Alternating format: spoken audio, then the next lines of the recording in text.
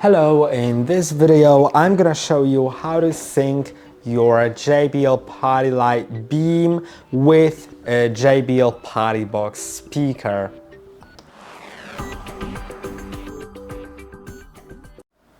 I do not have the JBL Partybox speaker, but when I had it, I was able to just connect it very simply with this button. You can see this triangular spiral button.